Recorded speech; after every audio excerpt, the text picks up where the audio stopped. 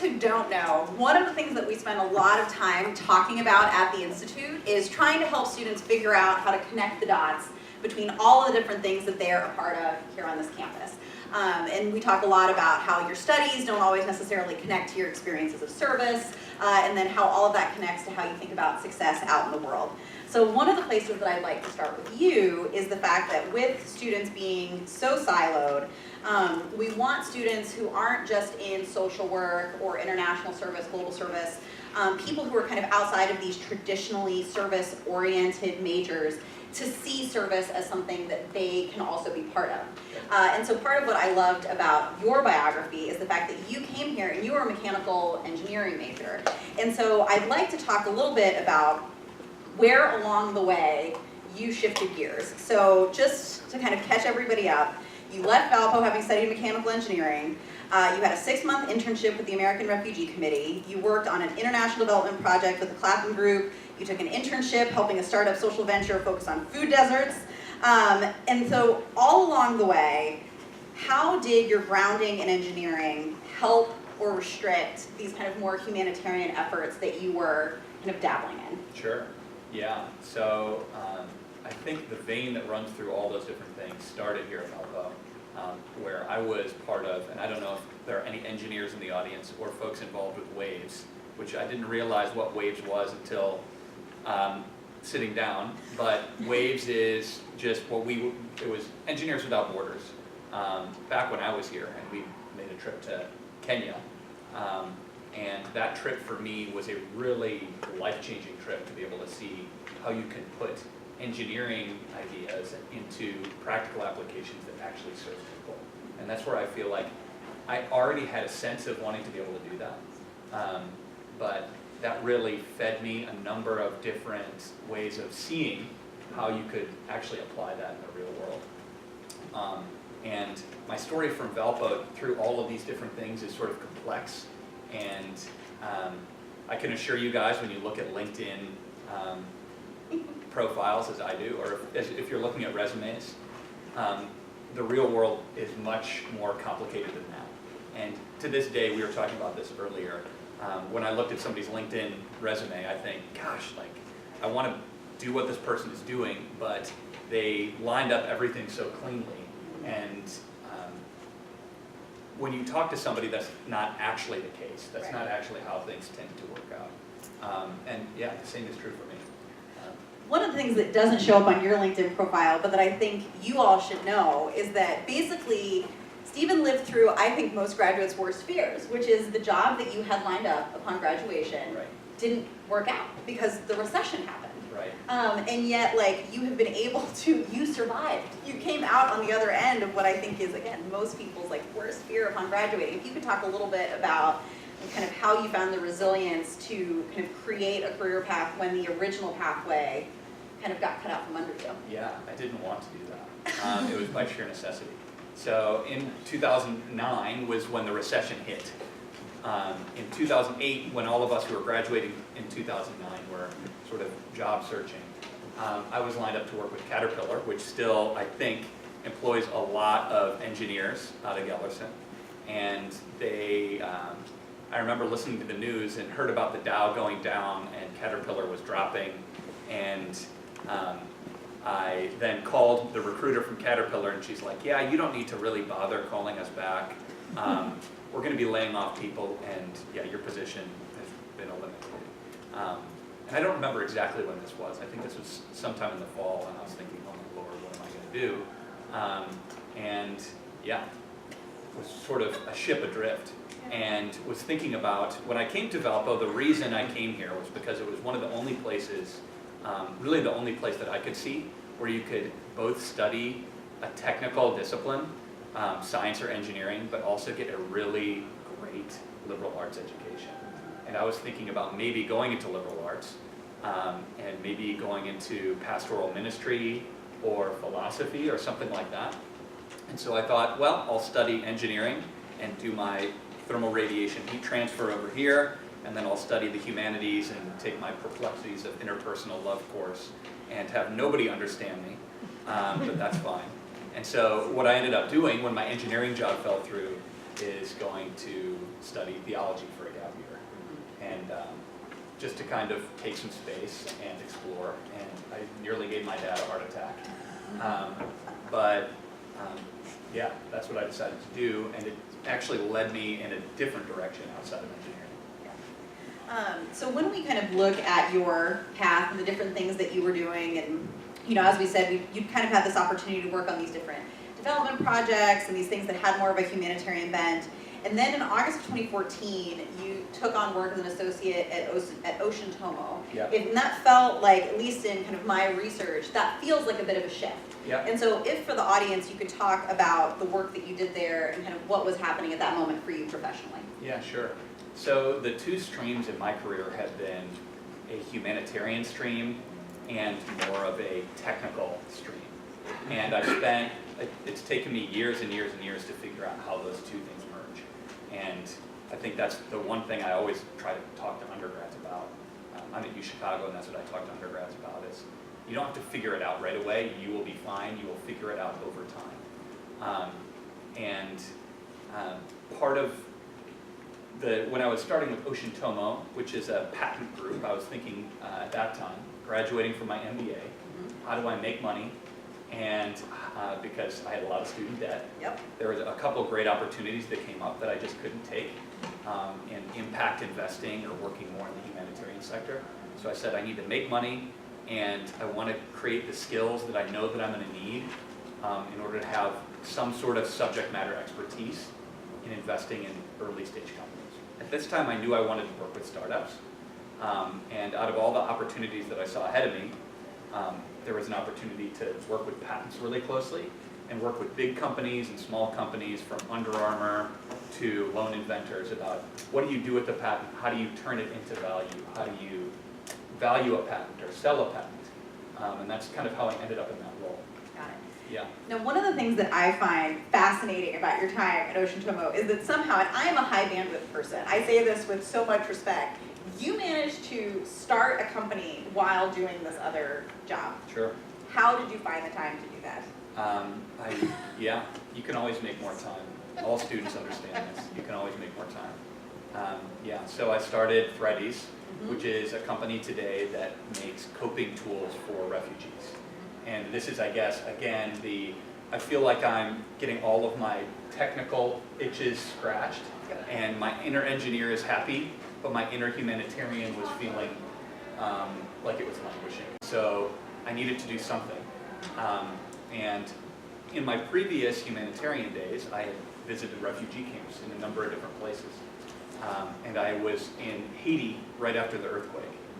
Well, actually, 1 year exactly after the earthquake, and saw how kids are put through such incredible traumas as they're coping with what's happened to them, particularly when you're displaced from your home. And that little idea had been ruminating within me for a number of years. I did my MBA at Notre Dame, and I investigated it a little bit there. And then when I was at Ocean Tomo, I thought, gosh, I really just need to do something else. I need to scratch that itch, and it's time to push it forward. Yeah. So obviously there's not just time, but kind of like resources. Yeah. So how did kind of your previous experiences and kind of what you knew kind of at that point, whether it's through the MBA program or just through participation in other types of companies, what were you kind of drawing on from kind of your past experiences in order to get this up and off the ground? So the first thing is actually thinking that this is something that I can do. I could start a company. That before that time of my life, I would have never thought about having the resources or the knowledge to start a company. And the way that I got to that point was just by having enough experience to realize that people who start companies are actually not very smart, and yet they seem to succeed. And so looking at Ocean Tomo, for instance, I got to work with a lot of founders and just see, okay, this person is reasonably smart in this area, but they know nothing about this whole other swath of subject matter, but they made it happen. And so I think it was just having the courage to be able to do it, and seeing that, oh, these people that I've idolized are actually just as messed up and unsophisticated and as me. They just decide that, hey, I'm going to jump out there and do it. And so that was the first piece, just having that motivation. then I always talk to entrepreneurs. I always suggest, I'm a student interested in entrepreneurship, what should I do? And the first thing I say is, don't do entrepreneurship. Go, what's the problem that you want to solve? Start with that problem, and then get a job in the space where that problem actually exists. And then see where all the bodies are buried. See that, oh, you know what? There are 10 companies that tried to do this solution that I wanted to do. And so get out there and get some experience in that space. And that's really why I ended up going to DC, to get an inside experience of what does it look like to serve refugees? What are the different considerations? What do people on Capitol Hill think? And then the critical thing is, how do you connect to your customer? In all the work that I've done, all across the board, but particularly in entrepreneurship is people-focused. Yeah. And so you've got to know, who are you serving? What are their actual problems? In the humanitarian sector, there's all sorts of examples of solutions that people have created to problems that either don't exist or aren't appropriate to the solution that they've created. So I've heard, since I've worked with Threadies, I've been pitched 5 times from people who want to create sleeping bags that also become jackets, that also become tents. I don't know why this is such an appealing project for so many different people, but if you just do a little bit of research into this, it sounds like a wonderful idea, but the idea didn't start with a problem. And when you go to talk to the people who actually have a problem, you realize that there's not really a market for it. Yeah. And nobody really cares about this awesome idea. And so founding Threadies, what I learned through graduate school was, go talk to your customer, get to know their problem. And so I went to refugee camps around the country, around the world, over time. And that experience really made it possible for me to get inside the customer's head and realize where the true problem lies. The same thing is true when you talk about community development. Yep. Don't come in with the solution. Come in with your ears open and listen to what people have to say. And when we built Threadies, we built some very initial prototypes that we brought to a couple refugee camps to see, what do the end users think about this? What do refugees think about this? Is this really helpful? Or is it just some idea from a totally disconnected Midwestern white guy who has no idea what the problem is and who's just coming to visit us? So that was a really critical resource, being able to think about customers. And then lastly, my co-founder was my roommate at Valpo, and he's the critical guy. So yeah, I guess this didn't come up. Yeah, That's one of the things I didn't know. Andrew's going to be upset when he hears any of this audio. But my 4-year roommate at Valpo was my co-founder, and he was an economics guy, and he and his wife run a fair trade retailer in Texas. So I said, Andrew, do you think this thing could sell in the fair trade context? He said, well, let's take a look. And eventually we started doing it together. One of the things that I love about that is, with both you and Andrew, apparently, that neither of you are like trauma specialists. Like, Yeah. you didn't have a degree in kind of refugee studies, and yet you had kind of these other skills that allowed you to go into those spaces and listen and think strategically and creatively about how you wanted to interact with people in that situation. I think, and we talked about this a little bit earlier today, I think there are so many people who are concerned that if they're not a specialist, that they don't have something to contribute. And so how did this experience kind of draw on a deeper set of skills about kind of being able to walk into new spaces and contribute, and kind of how does that translate to advice for current students? Yep. I think the critical thing in any career path is knowing how to solve a problem, and how to put bounds around a problem and break it into pieces, and then think about how all those pieces go together and how you can solve those individual pieces. That was, for me, the core of engineering. Here, you have to get to a particular answer, and you're going to have to bound it with a bunch of different equations and link them together and figure out how to do that. And that problem-solving methodology works in so many different spaces. I think that's critical. And at least in the field of entrepreneurship, it's 100% about passion and drive. Yeah. It really is. Just getting out there, talking to people. I just had this insight that a teddy bear could be a useful tool for delivering some type of intervention to kids in refugee camps. And I decided, and actually I thought to myself, this is stupid. It's really cute, right? It's this kind of stupid, cute idea. And it's just too cute to be serious. And that's kind of what I was, it stopped me actually from pursuing the idea for a number of months, even a couple of years, I think. But I finally decided, I said, well, here's what we're going to do. I'm going to get Andrew on board, and we're going to push it as hard as we can for a year. And if it totally sucks and is cute, then we'll have learned, just cute, then we'll have learned something, and that's great. And if not, then we'll actually get somewhere, and it'll have some legs. And then we did. So how has Threadies evolved since its founding? Where is it now? Yeah, so it's sort of been up and down. So the way that Threadies works is Threadies are teddy bears that were created to help kids cope with trauma. They're designed for the particular refugee camp context. So we talked to a bunch of refugees and heard, what do you want to see in a teddy bear? There aren't a lot of teddy bears in refugee camps. And we learned that if there are teddy bears, they tend to be like cast-offs from Disneyland. And they've got hard plastic heads, and they're this Mickey Mouse that no one's ever seen. So don't do that. We want to see something that's gender neutral. And actually we learned there are certain colors to avoid. So you don't want to have red teddy bears when you're working in Muslim countries. And they need to be soft and fixable on the spot. So we created this teddy bear, and if you buy one here, you can go to threadies.com tonight. I have to always put in my plug. You can buy one of these bears, and then its identical twin will go to a refugee in a refugee camp. Or now we're starting to work much more in the U.S. and are trying to get bears to the border and to refugees who have been settled here. This model of selling one-to-one has been really successful for us in growing our brand. And that's kind of the model we pursued for the first 2 years of the business.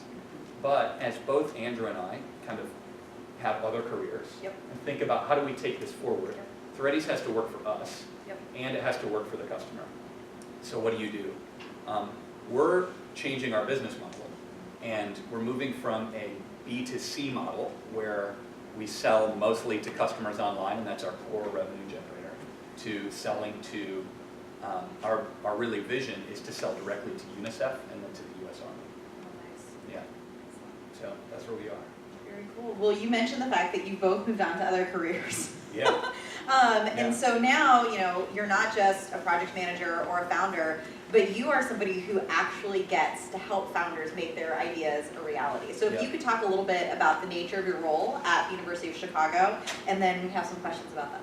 Yeah, sure. So my current 9 to 5 is I work with the University of Chicago Innovation Fund, and that is an early stage venture fund. If you haven't heard of a venture fund before, that's what the Shark Tank people are. They're venture investors. And I'm not nearly as interesting as any of those people, nor is my boss and my partner, Jason. He's more interesting than me. But what we do is we work with companies that are coming out of the University of Chicago research, and there's a point where the government says, we're going to stop funding you because we don't want to enrich private companies. And so let's say you're a researcher working on a cancer drug in a really renowned lab, and you found something that could be life-changing.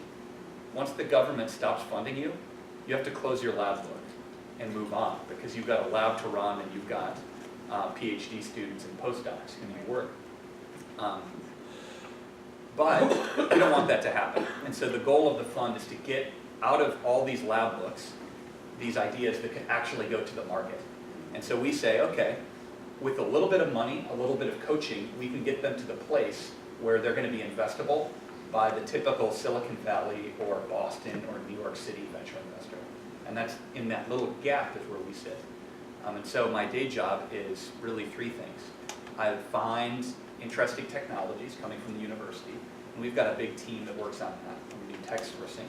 So that means talking to professors, talking to lab managers, reading about research coming from the university. Actually, I just read a really interesting article before coming into here about how genes can be used you can do computations by modulating different genes. So keeping on top of all that sort of stuff. The second piece is forming a company and then doing due diligence on it and determining whether this really is something that makes sense. And so that's, is there really a market here? Is this really the team? Can they really make an impact? And so that's the second slice of what I do. And I have 20 student apprentices who help with that. And then the last slice is, once we've made an investment in a company, we can, I invest up to $250,000 and about $1 million a year, which is a lot when you think about your own chunk change, but it's a very small amount for a fund. We help those companies grow and try to pass them off. Try to pass them off to Pfizer or Eli Lilly or whoever their key customer is going to be. And what would you say have been some of the most interesting projects that you've had the chance to work on in the last year? Yeah, so I really like this technology that is a poop sampler that we invested in last year, and it connects to the bowl of your toilet and what it does. So we've all probably heard about like the impact of probiotics. Probiotics weren't a big deal 20 years ago, and right now they're considered to be like sort of in the past. We're moving into a new generation of technologies around your whole microbiome. And what a lot of researchers want to know is what's in the microbiomes of people and how do those things interact. So if you've got some sort of stomach illness, is there a microbiome component? Researchers just found that the microbiome affects how you respond to chemotherapy and all these different things. But in order to actually make this useful, we have to be able to know what's in your microbiome, Right. and that's tough. And the current way that you do that is disgusting, and I won't describe it. So how can you make it a lot easier? Can we put something on your toilet that gets all the ick factor out and that can actually run a full DNA sequence on all of the bacteria in your gut from your toilet and then ship it off every time you use the bathroom to either a database or to a clinical trial manager? I'm really excited about that and how it'll affect. I think once we're able to have that data about our microbiome, it's going to affect all of us in the room today. Yeah. Very cool. Well, the thing that is so interesting is that, part of what your work entails is getting to interact with a lot of different kinds of companies, or ideas. So you have kind of the life science piece, so with the microbiome. Right. But then also today, which is very timely because the midterms are coming up, you were talking about this Ballot Ready app. Yep. So share with them what that is. Sure. Yeah, so another one of our companies that we invested in, for everyone who's going to vote, which should be everyone in the room. All of you. There's whenever we're thinking about how to vote, you think, okay, how am I going to vote on, probably 3, maybe 4 different competitions. And down ballot, who takes a look?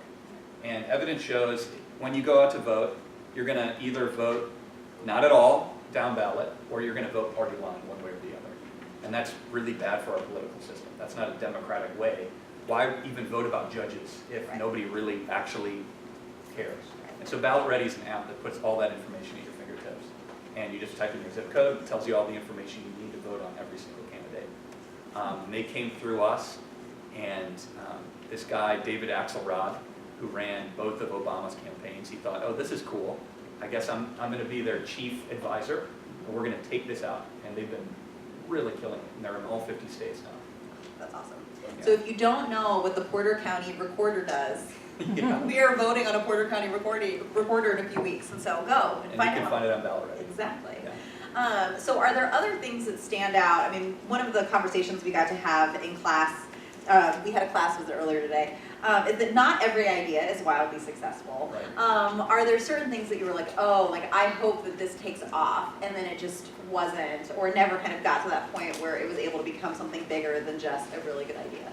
Yeah, so that's, let's see. We have a water filtration technology that I've been really excited about. Probably most people would not be excited about. I'm just an engineer. Water filtration. Right? Yeah. And but it's a clean technology that affects how you can air condition really big buildings, and could drastically lower the requirement of chemicals to clean these facilities and lower the cost of building upkeep.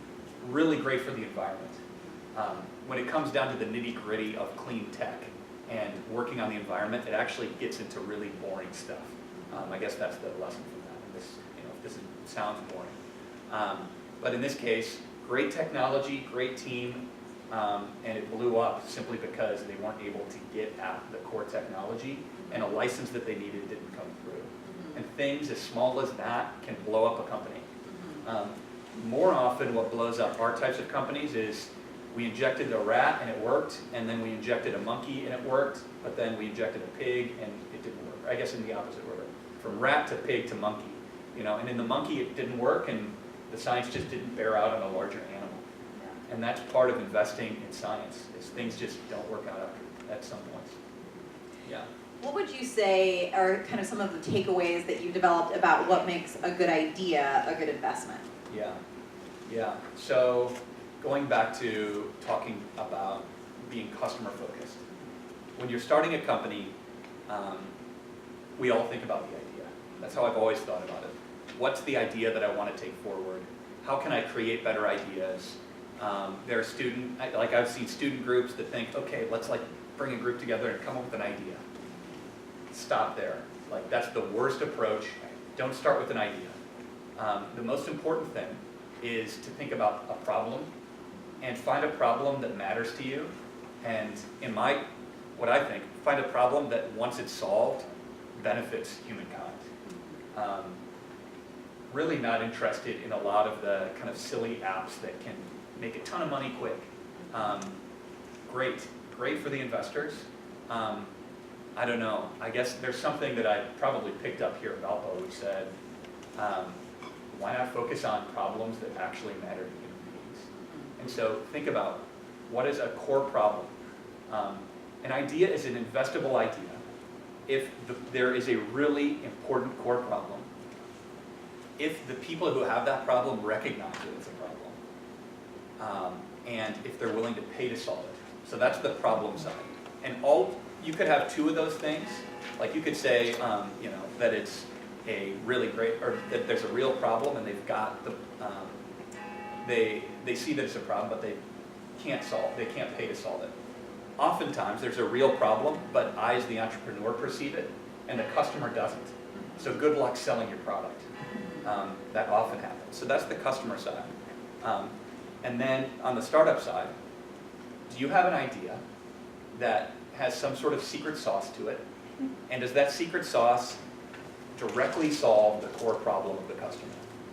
And that's the thing that you really always need to think about. Do you have some sort of key insight about the problem that nobody else has, and that is really the solution to the problem? Those two things together, absolutely essential. Past that, there's all these things about market size and team composition and fundraising strategy, but those are the real core nuts and bolts. Yeah. So one of the things that you say is really important to you is kind of working with people who kind of help other people to live lives that are flourishing. And I think that it's really important for students from a variety of disciplines, as we said at the outset, to understand that you can be part of making somebody's life better or making the world better, even if you're not engaged in what we would consider direct service. Yeah. So how does your role at the University of Chicago and the kind of work that you get to do there contribute to this broader goal of wanting to help people flourish? Yeah. So when I left my MBA, I thought I want to be an impact investor. And what that means, and there are impact investors out there that run funds that invest only in startups that are focusing on things that qualify as creating a social impact. And so usually that could be something like humanitarian technologies. I'm really interested in that. Clean tech type stuff, civic engagement, and poverty.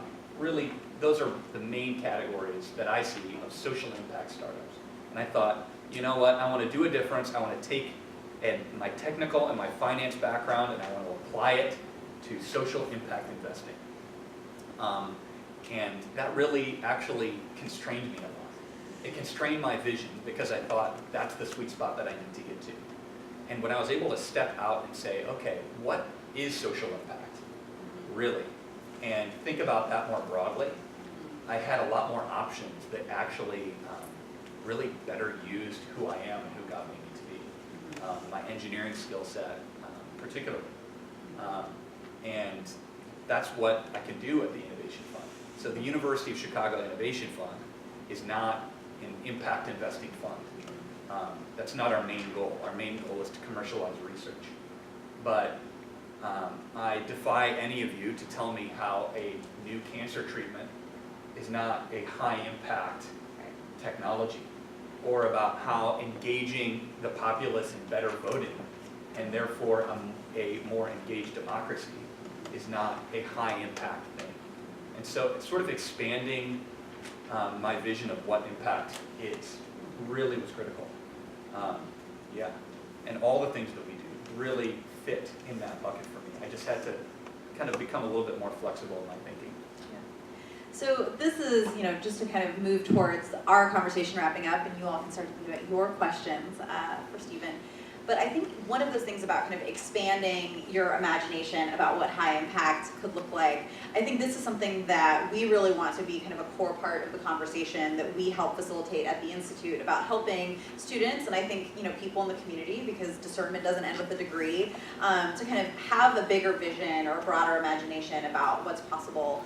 What would you say were some of the either moments or people who helped kind of form your ability to kind of be flexible or to kind of change how you think about high impact practice, and kind of what that looks like in your work? Because I think sometimes it takes a person helping point that out in order to kind of catch the vision yourself. For me, it was mentors here at Valpo and at Notre Dame, really primarily. So I was glad to catch up with Pastor Jim, who's always been just a really good voice for me in thinking about what does it mean to do good work. A lot of us, I think, can get hampered with this idea that our vocation is who we are, and that's what we hear around us. You are your vocation. Your LinkedIn profile is sort of the sum total of who you are, and there's a lot of economic incentives to actually work that way, but that's not who you are. And your career is going to go through periods where you're really disillusioned and stressed, and periods where it's really going well and you feel like you're really flourishing in the bullseye. And I think you're able to handle all of that better and get closer to the bullseye if you're less obsessed about getting there. Yeah. And if it's okay for you to have a job that's not perfect. Yeah. That was really critical. And then it's also so important to see people that live the kind of life that you want to live in the type of career that you want to have. And so I had a mentor at Notre Dame who was a venture capitalist, and I always thought about venture capitalists as sort of greedy, elite type people that are mostly on the coasts. And maybe there's some truth to that. If you read Vanity Fair, then that's the image you're going to get about venture capitalists. There's a reason they're called vulture capitalists, right? So I said, not for me. But I met this person who lived out his faith and had a family and worked reasonable hours and invested in startups in Silicon Valley. And he was loving it, and he was really fulfilled. And to see that example of somebody was so important for me. Well, so I think this is really interesting because we talk a lot about mentoring as like something that's really important, and I think sometimes that can be intimidating for students. Like, well, how do I ask somebody to be my mentor? And you talked a little bit about these kind of informational interviews that you did, and I think that's a great nugget to leave with our students today. Yeah. So there are a bunch of different times in my life where I've been in the type of role that I didn't necessarily want to have, and wanted to get closer to the type of role. Yeah. How do you do that? If you're stuck, how do you get unstuck? For me, there was a lot of wisdom in doing informational interviews, essentially calling up folks, or sending cold emails to people that are in the types of careers that I want to have. Put on a little bit of flattery and say, hey, can I have coffee and talk to you about what you learned and how you got to where you got to? And I ended up talking to some Congress people about this, like elected congressmen. People on the high ups of the international development sphere. I ended up getting into a refugee camp all by making cold calls. And I think just getting out there and doing it is super critical. For 3 to 5 years of my career, I was doing 3 information interviews a month at least. And I always encourage it. Yeah. Well, do you all have any questions for Stephen? So like, what's your process when you're doing due diligence for a company? Yeah, that's a great question. What's your background? I was engineering major. Engineering major, okay. Okay. So it depends on the company, but usually what we're looking for is, so the things that I was mentioning before, is the solution a real solution for real people? And so primary research and due diligence is critical. Going out and talking to the customers. Investors need to talk to customers, and so do entrepreneurs. And it is shocking how often you'll meet entrepreneurs who haven't talked to the people that they want to sell the product to. It happens all the time. So doing that primary research, determine who the customer is, how many of them there are, and sort of get a rough sense of the market size. Then I always want to go back to that other piece. What is the core insight of this company? And it's not always easy to see. They're so used to pitching and framing things that a lot of entrepreneurs don't really know what their core insight is. They couldn't just tell it to you. And so what's their core insight? Does that core insight really address the problem? Out of all the different insights that people have had about this problem, is this the one I want to bet my money on?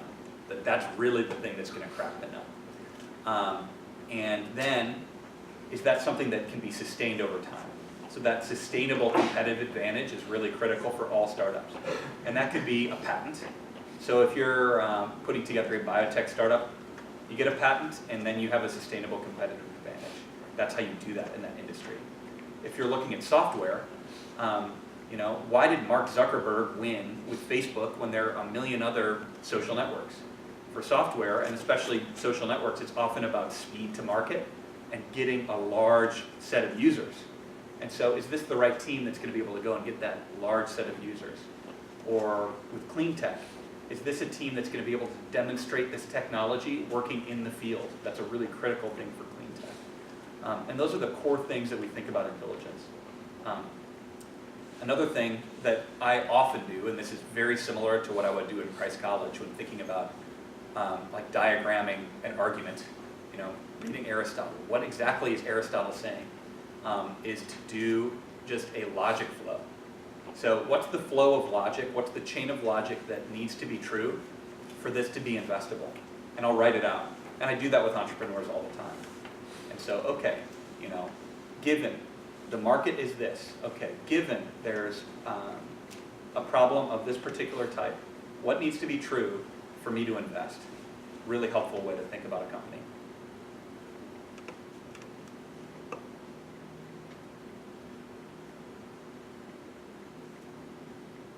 One of the things that you've mentioned several times today, just now in this response, was, is this a team that can X? Is this a team that is capable of Y? Mm-hmm. And that oftentimes when something doesn't succeed, it's because a member of the team gets distracted or has other things that they are prioritizing above and beyond the project. Right. Are there some things that you have learned about what makes for a good core team? Because I think so much as we think about preparing ourselves as individuals, but not necessarily how to work as part of a group. Yeah, that's a great question.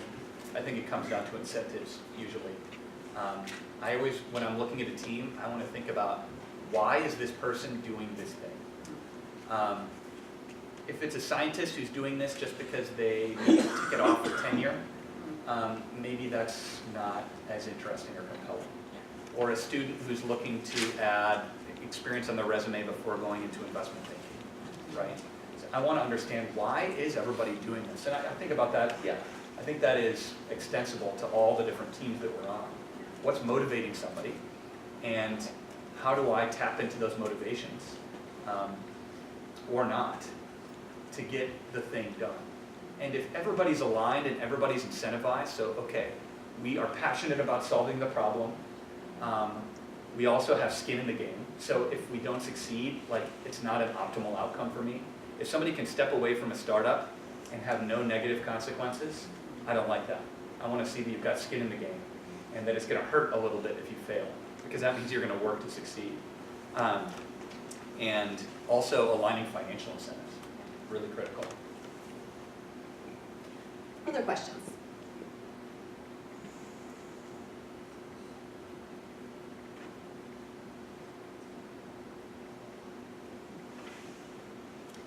Oh, friends, have you figured out everything about entrepreneurship? No, no. Any questions about life post-Valpo? Or just about the stress of bouncing around from one career to the next without knowing what the hell you're doing? So if you were working with like a third world population, how would you get feedback from them as a customer? That is a great question that I spend a lot of time thinking about and trying to figure out. And the answer is you need to do it in person, and you need to come up with a creative way to get there in person. So for Threadies, I needed to demo this bear with refugees. And so I demoed it with some refugees here in the States. But I wanted it to work around the borders of Syria. And I felt I really need to be in a refugee camp that's full of Syrian refugees. But how does one do that? I had no idea. And nobody that I knew had any idea. So I went back to the tried and true. I'm going to find everybody on LinkedIn who may have an idea, and I'm going to email and call them until somebody picks up the phone. And I eventually ended up talking to a guy who ran the Red Cross in Jordan. And he said, "Oh, Steve, yes, come, we'll have you." And he got me a special pass, and I went into this high security refugee camp in Jordan for a number of days. And I just kind of wandered in. And was it entirely pleasant? No. I got on a bus and drove out into the middle of the desert near the Syrian, Jordanian, Iraqi border without any clue what I was doing. But that is the crux of entrepreneurship, I think. Yeah, just making it happen. This reminds me that one of the things that I'd love for them to hear a little bit more about is the fact that you do run these intro to entrepreneurship camps with refugee teenagers, which I think is this interesting kind of juxtaposition of people who, you might not necessarily think of having kind of the wherewithal to be like starting businesses while kind of located in these really challenging situations. So kind of how did that start, and why is that something that was really important for you to do? Yeah. So this was just more of an opportunity that came up where I needed to get to the Turkish and Syrian border to do more testing of the Threadies bears and to work most of the refugees from Aleppo, which was in the news a while ago. Now it's more Idlib, which is the core area, but there was the siege of Aleppo.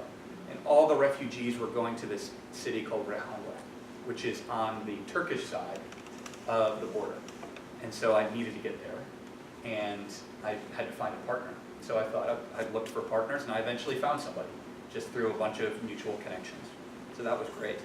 Then I needed to justify going there, and I also wanted to be able to use the skills that I innately have. And she had a bunch of high schoolers who are interested in starting companies. And if you want to see good ideas for solving real problems, talk to refugee high schoolers.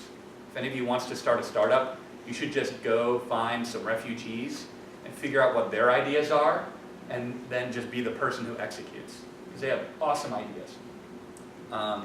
And so I said, well, what if I pitched this as to my employer, the University of Chicago? Oh, we're going to do entrepreneurship training. We can put a little University of Chicago spin on it. We can get a little University of Chicago press. Then you can be good with giving me 2 weeks off to go and do it. And I can actually do something that will add to my just going to interview refugees and help these high schoolers too. So it was opportunistic. Yeah.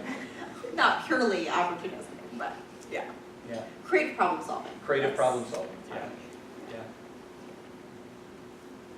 No more questions?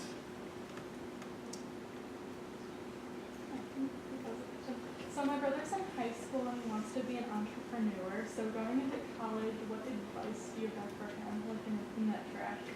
So I would go back and ask, why do you want to be an entrepreneur? Because I think as a high schooler, you could be a great entrepreneur, and that could be totally the right path. But I know from my experience, the things that I thought I wanted to become, all the reasons for becoming those things have stayed the same, but there are more options available to me that fulfill like my core set of desires. So if it's like, I want to be an entrepreneur so I can, X, well, it might be, well, it's actually better to go into investment banking to get that outcome, right? But then also, what types of problems do you like to solve? If you want to be an entrepreneur, what problems are you passionate about? If it's about clean tech, become an engineer. If it's about fintech, then go and learn how to code, or go and study finance. If you're just interested in starting companies and you want to be an operator, I always say study finance. Because finance is the nuts and bolts that are super critical for learning how to start and grow companies. Yeah, but really, again, start from the problem and work your way away from that. So, I don't know, what's he passionate about particularly? Right now he designs t-shirts and sells them to his classmates. Yeah, so he's got that like entrepreneurial grit and just like wants to build a business. Oh, go into finance, that's what I'd say. Yeah.